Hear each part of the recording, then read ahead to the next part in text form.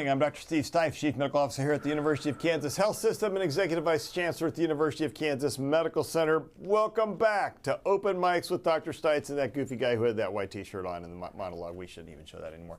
Today we're talking about LAM disease, lymphangioliomyomatosis. If you say that frequently enough, I guarantee you'll screw it up. Lymphangioliomyomatosis is a rare progressive lung disease that causes abnormal cells to grow in the lungs, the lymphatic system, and the kidneys.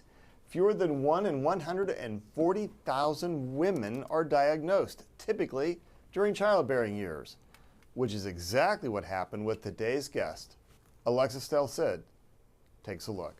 So this is my daughter Hadley, she's 7. When Kaela Varberg and her husband found out they were pregnant with their first and only child in 2018, they only had a few days to live on cloud 9. And I got the call a few days later, completely by surprise, that I had tumors in both my kidneys. Tumors on both kidneys, discovered by a scan ordered by her doctor because Kaela had a recurrent urinary tract infection.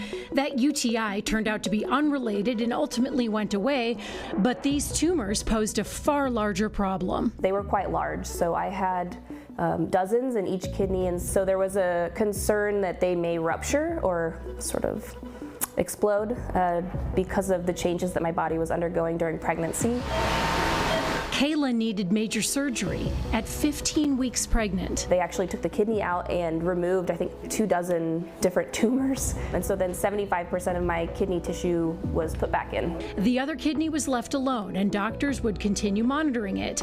And over the course of Kaela's pregnancy, she underwent a battery of additional tests and scans at the University of Kansas Health System, where doctors diagnosed her with something called TSC, tuberous sclerosis complex. TSC is a rare genetic disorder causing non-cancerous tumors in various organs like the brain, the kidneys, and the lungs.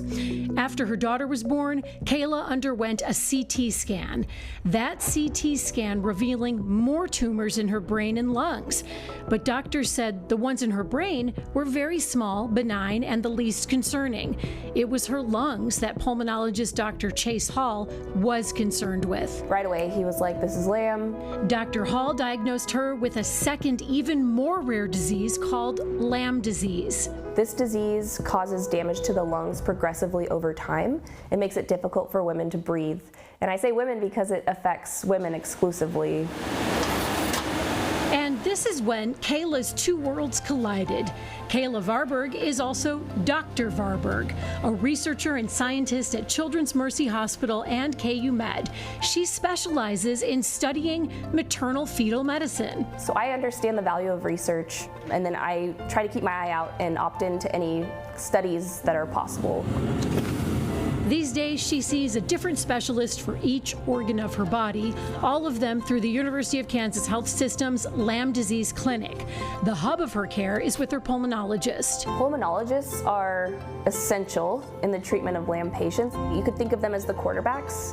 So they are the most knowledgeable about LAM, and they're able to quarterback out a lot of care and manage prescriptions and things like that. Kaela's currently taking an FDA-approved drug to slow or stop the growth of her tumors. And she's also working on her own research to study how LAM disease could affect pregnancy. But outside the hospital walls, Kaela is still a daughter, a sister, a wife, and a mom who is so grateful she happened to be already at a hospital with the LAM disease clinic when she was diagnosed. I think it gave us the chance to get the care that we needed to make it successfully through the pregnancy. And she's also grateful for the intersection of her career and her personal health journey. You know, as a patient now, I'm grateful for all the women that came and scientists and clinicians that came before to make my outlook much brighter than it was just even 10 years ago. So our patient and doctor, Dr. Kaela Varberg, scientist. I said, Dr. Varberg. She goes, scientist. I said, okay, I like that. PhD scientists are here in the studio today, along with their team of doctors. Her pulmonologist is Dr. Chase Hall, one of the great pulmonary critical care docs here at KU. Her cardiologist, Dr. John Fritzlin. How close was that? That's actually really good. Right on target? Not bad. And her neurologist is Dr. Devishal Shah. Dr. Shaw, welcome you guys into the program. I told them there are a couple of rookies here that have never been on this program before. We're going to mess with you today, so get ready to buckle in. Her urologist is joining us virtually. Please welcome back to our program, Dr. Mobeen Merton. Hey, Mobeen. Dr. Varberg, you were pregnant and building your medical career when the tumors were found. Now, how did you balance all this, right? Because you're a PhD scientist that takes enormous time in the lab, you're discovering cool ideas, and you're doing work at Children's and some work at KU too, right? Because you're kind of doing stuff in both places. And then you became the patient, and you were pregnant when those kidney tumors were discovered. That had to be a tough day. It was a shock, but I think I had a lot of support from family, friends, and colleagues. And I would say my proximity to the KU health system really made it possible for me to get the comprehensive care that I needed quickly on that timeline of the pregnancy. Yeah. And I would say too, my training as a scientist helped me have deeper conversations with my providers. But learning to balance, being a scientist and a patient was a humbling and formative experience. It is. It's a big deal to go through that. And as a patient, I'm a patient here as well, and I think, man, nothing like going through the cancer program that kind of wakes you up. And yep. So now you underwent a nephrectomy while pregnant, and the video is so cool because they take your kidney out and they put it back in. Right. And it worked. Yes. That's pretty impressive. No, it was amazing. Kudos to Dr. Mirza. He was incredibly confident and steady and provided that stability that I needed to make the informed decisions as a patient trying to navigate those challenging times. Yeah, it's a pretty big deal. He's a pretty smart guy. He's a pretty darn good surgeon too, as it turns out. He's the chair of our department of urology, a good man. Dr. Merton, pregnancy, kidneys and things like this can be particularly risky. What are the biggest concerns you had at the time? Well, my number one concern was Kaela and her health, and the additional concern was her baby. At the time when we did her surgery, she was 14 weeks pregnant. Couldn't get to 14 months really, that'd be hard. I was gonna say, wow, really? Think of your 14 weeks, yeah, 14 weeks pregnant. So we were trying to balance quite a bit in terms of getting her through safely through an operation, really measuring the risks and benefits for what we would do, because taking a patient to the operating room when they're pregnant is risky in itself, and then mitigating the risk of these tumors that were in her kidney during the pregnancy was the other risk. And congratulations to Kaela, her husband, her whole family. What a tough time to go through. It actually hurts, I think, being a scientist and being smart in these situations, because then you know way too much. And I think that can be even scarier than knowing the basic things sometimes. So kudos to Kaela to get through that, and Hadley, who's a beautiful young girl now, and what a treat to see her I see her once a year, and I get to see pictures of her kiddo and how she's sort of progressing in her career, and it's very fun. So that part is always part of the best part of being a doctor, when you get to see patients that come out on the other side. So now, angiomyolipomas are very common with patients with tuberous sclerosis complex. First of all, those were a lot of big words. So, Mobeen, walk us through those big words. Yeah, so TSC, tuberous sclerosis complex, is a genetic disease, and it basically messes with the way the formation of the tubules happen in the cells and other parts of the body as well, outside of the cell structure. And in the manifestation of the kidney, these present as angiomyolipomas, or AMLs. So as the word describes it, angio, blood vessels, myo, muscle, lipoma, fat. It can mess with the configuration of all these cells, and then as a result, create tumorogenesis, or in this case, this is not malignant tumor, this is benign tumor that is growing in parts of the body, including the kidney and lung and brain, as you had discussed. About 80% of patients with TSC will have manifestations in the kidney with AML, with angiomyolipoma. And this can be varying in sizes. They can be multiple tumors, they can be one tumor, they can be dominant tumors, less dominant tumors. So it's a lifetime of risk. This risk continues throughout as cells cycles occur, more tumors can be generated, cell senescence or apoptosis, cell death, all these things are happening at the same time. In pregnancy, it becomes a very important consideration because the estrogen levels are high, and estrogen can promote angiogenesis, and as a result, these tumors can rupture. They can rupture anytime, but they're more likely to rupture in these circumstances. And they can also have growth. And we're trying to sort of manage both of those in these patients. So that becomes a special consideration for women who are of childbearing age. If they know in advance, they can plan in advance. If they don't know, this is how they find out. Then it becomes even more challenging because they're already pregnant, and by the time you have to take care of them.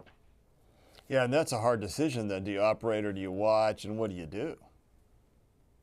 Yeah, I think the harder decision is for Kaela, and I'm sure she had lots of thoughts about this because we talked about, carrying the pregnancy through even, and that's a scary decision to say, hey, maybe we can't get you through this and your child's in danger. Maybe you don't want to put yourself in that danger right now.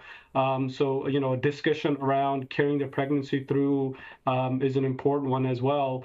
And measuring that risk and benefit. She was very brave. I was really scared when we first met and started talking about it. But that helped. That helped give us all confidence and reassurance. Not in the technical abilities. I think our operative teams are excellent. Our nurses, our staff, our own abilities and expertise is very good. But you worry about the things you cannot control, and I think that's what was really scary. So Kaela having that confidence was critical. So Dr. Shah, she also underwent a brain MRI. Tell us a little bit about what you were looking for in that. That's right. So, epilepsy is kind of one of the main presenting symptom of somebody with tuberous sclerosis. Now, Kaela did not clearly have seizures. A seizure. These patients, can have a lot of seizures. Correct. Yeah. She clearly did not have a seizure. However, tumors are common not only in kidneys but across the body. And so with the brain MRI, we are really trying to find what kind of tumors, if there are any. Often patients with TSC complex have tumors kind of present across the brain, and they present in different manifestations causing seizures, developmental delays, autism spectrum disorder, several different kinds. And so for Kaela, we were really looking to see if there are any tumors that are present in the brain and may need any attention or not. Thankfully, her brain MRI actually showed very, very tiny tumors, and I think we're just monitoring them for now. That's great news, and I take it once you get this diagnosis, this is kind of like a screen you have to do to try and intervene early. Is then go back and uncover what may have been a seizure history that people weren't aware of. That's correct. So actually, there's an old adage in neurology: time is brain, and that kind of applies for time is brain. Yeah, absolutely. Where did that adage come from, man? Yeah. Oh my God. Yes, absolutely. And I think that's really important for somebody with a chronic disease like this, where a new tumor or a new tuber, in her case, can present itself in a different manifestation. And so you have to keep an eye on it by regular monitoring. Dr. Hall, I've always thought that time is lung. What do you think about this time is brain thing? Yeah, I don't know. Where did that come from? I don't know. All right, well, we've talked a little bit about that. So Dr. Hall, and weigh in, we've talked about the early screening now and diagnosis. We've talked about some of the things how this can present. Let's talk about LAM. What happens with lymphangioliomyomatosis, or LAM, in the lung? What is that? Good question. So LAM can occur in the setting of TSC, or it can be sporadic, which you end up having a somatic mutation of TSC2, most often in that situation. You can get basically these smooth muscle cells that spread throughout the body and can go to the lungs. They block off the small airways, the lymphatics, and they also secrete enzymes that can break down lung tissue. So you can end up getting cyst formation in the lungs, but also some tissue breakdown around those cysts that's microscopic that occurs. So it really kind of does some bad damage there, it too, does. Just like it can do to the kidney and what it can do to other places. But why does it only occur in women? That's a great question. So it's very much driven by estrogen. It's a very estrogen-driven disease. So as we kind of alluded to, TSC is kind of the brakes on mTOR. mTOR gets activated, and you start to get these tumors and cell proliferation. Sirolimus, one of the medicines to treat it, it puts the brakes back on that mTOR and allows us to treat it. But estrogen kind of adds fuel to the fire, if you will. So we don't know exactly where these LAM cells come from. There are theories out there, but we don't know for sure. But it is definitely very much a woman-predominant disease. That is amazing. Now, what do you tell, and first of all, this is really prominent in women, clearly, but what do you tell women who want to be pregnant then? That's a tough decision. I mean, obviously you have to have... You didn't know it. This came after you were pregnant. Right. I'm going to come back to that question. Yeah, no, that's a discussion you have to have with your patient. So they really, obviously it's not a you can't get pregnant and you can't have a pregnancy, but you have to know the risk associated with being pregnant. The disease can accelerate during times of pregnancy. So that's a discussion you really need to have so that they're informed of the risks that could go along with being pregnant. If you had known you had lamb, do you think you would have chosen to be pregnant? I think about this question a lot. Yeah. You can't help but wonder, the timing of this and the fact that we were already pregnant kind of made the decision for us. Yeah. And so in that regard, I'm kind of grateful because Hadley's been the best blessing. Yeah, that's great. That's great. Well, I'm glad you're here right now because sometimes lamb patients historically didn't live that long or had to get a lung transplant. Correct, yeah.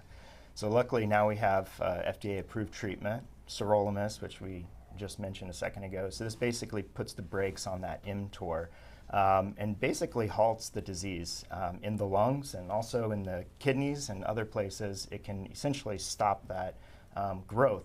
Unfortunately, if you stop the medication, it can pick back up. Exactly. And so it's not a cure. And you're not usually wanting to get pregnant on sirolimus, if I remember Exactly. my pharmacology correctly. Exactly. You cannot be on sirolimus while you're pregnant or trying to get pregnant. So that's definitely a limitation of the current therapy.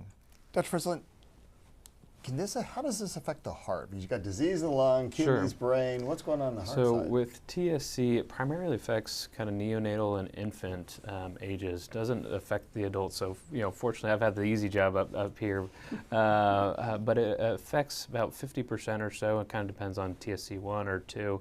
But it can affect infants in that first kind of year of life. Sometimes they can pick it up on just ultrasound, fetal ultrasound, even in utero.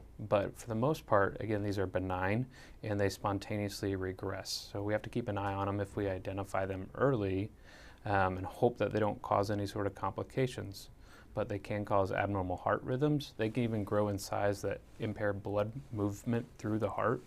And under rare circumstances, would somebody need surgery as an infant if it got large enough or caused enough issues. But for the most part, they spontaneously regress. Sometimes during puberty, we can see a small portion have recurrence or growth. But by the most, for the most part, by the time they're adult, we don't see any evidence of these cardiac tumors, which is a great thing. So it's also it's a mystery, right? It regresses in one area and grows in these other areas. Right. And with Kaela being diagnosed, in late 20s, we never knew if she had any of these sort of cardiac tumors. She could have had them. They could have regressed on their own, but we don't know. But we've done a few kind of echocardiograms just over the years, and everything has looked good. We've done EKGs, so we're keeping kind of an eye on things, but I don't expect that there be any kind of further cardiac manifestations from the TSC. How do you feel? Overall, I feel great. I have a very positive outlook on my disease, and as a scientist, get the great opportunities to try to make a difference where I can in advancing the research around LAM. And how do you feel what's your prognosis like? My prognosis should be steady, hopefully long term. So I am taking the sirolimus drug every day. And since I've started taking that, my lung function has been very stable. My tumors in my kidneys have been fairly stable as well. So overall, I think I have a very positive prognosis. That's great. I remember earlier days of medicine, I would have LAM patients, and sirolimus wasn't here yet. And transplant was one thing. You had to make sure they didn't have other organs affected. Now this is a completely different management tool with it. Yeah, that's quite absolutely. a big thing. Yeah, the transplant-free survival is excellent on sirolimus, greater than 20 years, and probably much beyond that on sirolimus. So. That is tremendous. Okay, so can I just say I love stories with good endings, and this is so far. This is good. So we're going to switch gears for just a minute. We're here to answer your questions. Send them using the links on your screen, YouTube, Facebook, or email the Medical News Network. We're going to check in with Doc Hawk. Good morning, Hawkeye. Yeah, how's it going? I'm good. How are you, brother? It's a busy room in here today. It is Lots busy. of A lot guests. of white coats. I think you're actually dressed appropriately because you're going to like the contrast. That's good. So we are now officially out of respiratory viral season, or at least we have so declared that to be true. Do you have any final thoughts regarding the past season? How did we do? Influenza, COVID, et cetera? Yeah, I think it is important. We are super and very outspoken about vaccine benefits, efficacy, safety, all that. And so right now, although we are at the end of respiratory viral season, we are still awaiting the final data on the influenza vaccine effectiveness for this past season. There was a recent article published a couple weeks by MMWR, which is the CDC publication, that showed that the interim vaccine effectiveness, when looking at October 2025 through January 2026, the data overall showed that there was approximately a 30% reduction in receiving just a positive influenza test, which is really good. So that means you have a 30% reduced chance of having even really infection or getting tested. There was another study published by the CDC as well, the same time, but looking at September 2025 to this past February, so February 2026, looking at vaccine efficacy for clinic visits and hospitalization. And that did show 22 to 34% reduction in clinic visits and a 30% reduction in risk of influenza-associated hospitalization. So although I would say that those numbers are lower than we would certainly like greater numbers for reduction of risk of those complications, there was an obvious protection provided by the vaccination this year, even with that that other kind of subclade, that variant of influenza, which nobody was expecting. So we know that the vaccine and the interim analysis did show efficacy in reducing your chance of a positive influenza test, and certainly in reducing a chance of going to get medical care, such as a clinic or a hospital. And that is important because there was an estimated 30 million influenza illnesses this year, coupled with 370,000 hospitalizations and 23,000 deaths from influenza. Unfortunately, that also includes 127 influenza-associated pediatric deaths. So overall, I would say we would like higher numbers, but right now the vaccine efficacy for the interim does look okay, and it does provide protection. But we have to couple this also with the fact that really since 2020, 2021, we have seen significant decreases in overall vaccine uptake in our communities. So that is very important to understand. If we can just get more vaccines into arms, get that protection, we can have reduced chances of even of infection or having a positive test, but certainly of those complications and needing to go to the hospital. We really don't see complications of the influenza vaccine that land you in a hospital. It's just so darn rare. It's far more common to get influenza, and especially to come in and be hospitalized. Yep, and we would say, and we have said this multiple times and for multiple years, even when the vaccine is not a good match, it does provide protection against those complications, and certainly I think we've seen it this year. I think we've been at this for 6 years, Hawkeye. Yeah, maybe way a little too bit long. more. It's too darn long. Okay, so it was a quiet COVID winter. It was, yeah. I liked that. Are we done with COVID? I don't think so. I think there is still not a full grasp on how COVID will cycle throughout the year, just like influenza. We know there's a big influenza season, if you will, a respiratory viral season. Just as you said, and we showed those charts, at our hospital we had significantly less COVID admissions compared to influenza during that peak. I think we can still always expect to have a spike at any point in the year. And we know there are new variants that are out there as well. But overall, I think luckily we have seen less and less. Hopefully it will stay low. We know that we have now population immunity, or that herd immunity, as well as individual immunity due to recurrent infections and vaccinations. So hopefully those numbers will stay low. But I will still say that we would recommend an updated COVID vaccine every year, especially if you have those other comorbid conditions like heart disease, lung disease, kidney disease, cancer, etc., to help reduce your chance and your risk of those complications of severe disease and going to the hospital with COVID, because it is still out there. Yeah, still there, but hopefully we'll keep it down and diminished. I like the little less COVID winter thing. All right, we know many of you have questions. Let's head to Studio B with us. Alexis Delstead. Good morning, Alexis. Good morning. We have a couple different questions coming in. Cindy Beasley has a few. She wants to know, what type of symptoms does someone typically have when they have LAM? And then I'm curious if Kaela had these symptoms. All right, well, let's start with you guys. Common symptoms? So oftentimes, I would say people present incidentally. Their imaging catches these cysts, and they end up in our clinic. But the most common respiratory symptoms are usually going to be shortness of breath. Almost every pulmonary disease presents with that, unfortunately, which can delay. It is the nature of what we do. Exactly. It can delay the diagnosis, unfortunately, because you may be misdiagnosed with asthma or some other more common disease.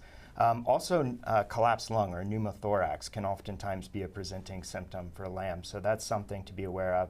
And then other things like cough and things like that that are more common respiratory symptoms may be a presenting feature. So looking back, Well, hang on, Alexis, I want to ask. So I did not present with any of these sort of lung features, and actually it took me by surprise because I was a collegiate athlete and an avid runner. So when I got heard the news that I had cysts in my lungs, I was surprised. And my finding really came incidentally from the kidney tumor scan. And Mobeen, I'm taking a lot of this as an incidental finding.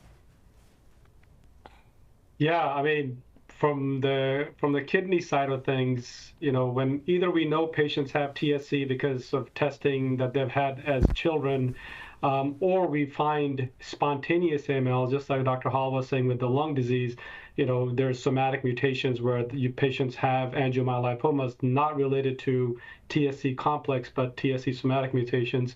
So for the most part, for us, it's an incidental finding as well, unless they have known as a child that this has happened. All right, Alexis, back to you. well, Cindy has a second question. She wants to know, can a person who does not have TSC still get LAM? Yes, so I think I alluded to this earlier.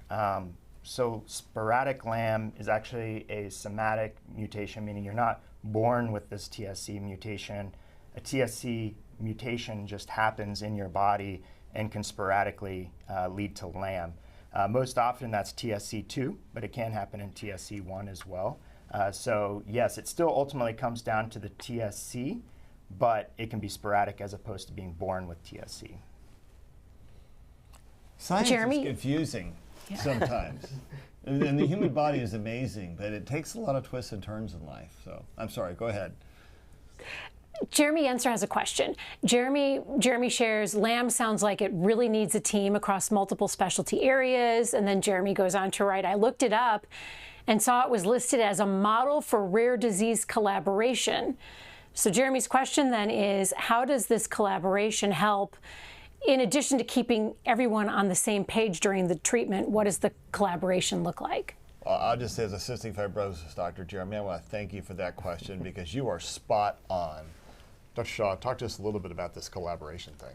Yeah, so TSC complex and LAM now after learning about it, we understand that it's not just one organ system, it is affecting multiple organ systems. And so, with the medical care, you might be going to one person or the other person. You may have a ship of the captain, but you may also need to have other areas that you may dock into and approach those guys so that every organ is looked into with more perfection, or maybe looked in more detail, so that you're not just sitting on a tumor or a disease manifestation that is waiting to occur.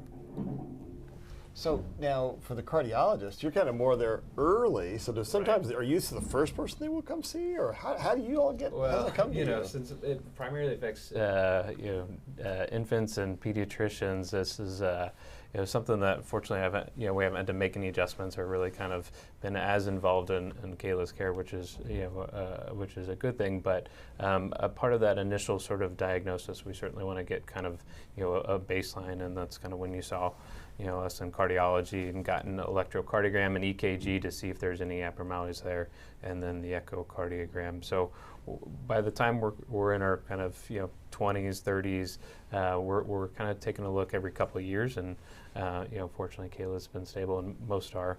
So, but it is more the pediatric cardiologists that I think have a little bit more sort of work to do and hands-on sort of care as a part of that team. Yeah. But we're certainly here and supportive. All right, well, this has been a great discussion, and I'm grateful to our guests for being here. I want to hear some final thoughts before we go. Dr. Varberg. Sure. What do you want women, especially young women, scientist Varberg, especially young women, what do you want folks to know? I want them to know that prevention matters. So keeping up to date with kind of your routine medical care and following up on things like infections, which is in my case what helped me kind of find the tumors, is very important, and it can actually be life-saving. And I also want to say that never underestimate the power of community. So it was a network of patients, clinicians, scientists through the Lamb Foundation that made FDA approval for a drug for my disease possible. And that has changed the trajectory of my life for sure. Dramatically. And that same network continues to provide me with, and other patients with, support, resources, and opportunities to give back. And for a rare disease patient, that means everything. Yeah, having a community means everything, doesn't it? It is so, those are great words. So, Dr. Mobeen Shaw, first of all, you are getting really gray down here, I'm just saying. But final thoughts, sir. I think you're muted, Mobeen. There you go. Go ahead. I echo what Kaela is saying. Having a community, one, just your family and your neighbor community is very important to support you. And I think second, as we have at the University of Kansas Health System, having experts who are both technically able, educationally able, well-learned, and also have sort of the know-how to balance in a multidisciplinary team, look at many factors as we're treating diseases. I think that's really, really critical as well. So I think we have a wonderful resource at the University of Kansas Health System for all of our surrounding communities, and I think patients should utilize that and families should utilize that. Yeah, I think that's a great point. Dr. Shaw. Yeah, that's actually the same thing I would like to echo. I think when you hear such big terms, LAMS and TSC complex, you may be shocked by what is coming at you. And I think you need a group of experts or a group of people who can actually guide you through this whole process. And I think getting those resources established for you is really what is important. Dr. Fritson?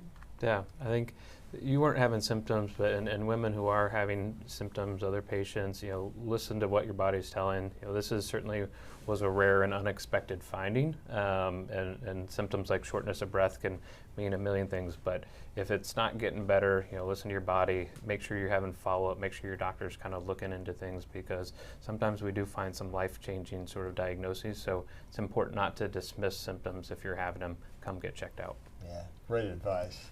So I guess you're the quarterback. Hope your knees are better than stats right now. So Dr. Hall, final thoughts. My final thoughts is that LAM is probably much more common than we thought. Historically, it's probably 4 times more common. Maybe 20 in a million people actually have LAM. So in the Kansas City metro area, there may be 45 patients in the area with LAM. So just want you to be aware of that. And then also the Lamb Foundation, which I always tell my patients, check into the Lamb Foundation. It's a great resource. Go to a Lamposium. That's a very unique conference where patients and clinicians are together talking about research, talking about patient care, talking about the challenges that patients may have and how clinicians can better meet those needs. So it's a great resource that I always like patients to know about. Yeah, I think these individual orphan disease, like the Cystic Fibrosis Foundation, the Lamb Foundation, and others, they're doing the good work, and I think for them, time is everything. Time is life. So, all right, let's get back to Alexis to hear what she's working on for tomorrow's show. Thank you, Dr. Stites. And here's what we have for you on tomorrow's All Things Heart. Mickey Foos endured 10 different heart surgeries, all before the age of 25. Now she's getting an incredible honor from the American Heart Association. How a collaborative approach changed everything in this patient's life. That's tomorrow at 8 a.m. All right, thank you, Alexis. That's like a great program. And once again, you're hearing about the collaborative approach. It takes a community. I talk a lot about faith, hope, and science on this program because they're all really important to me, and I think important to our patients. We have to have faith in our ability to work closely together and work hard for the best interest of our patients. Our patients have to have faith. We're doing that together, and faith and hope, and science brings hope, and community brings hope, and Lamb brings hope, and because these things can be great. So then the science kicks in, and it's just cool that here you are as a scientist talking about the science, talking about being a patient, and talking about the community bridging all three of those periods about faith, hope, and science. So thank you for that. Thanks for being a part of our program tomorrow. And remember, we're here to tell the truth. And believe us that science, it matters. Time matters, because time is life. Thank you all. We'll see you soon. Subscribe to our morning medical update and Open Mics with Dr. Stites podcasts. Now everywhere podcasts are available.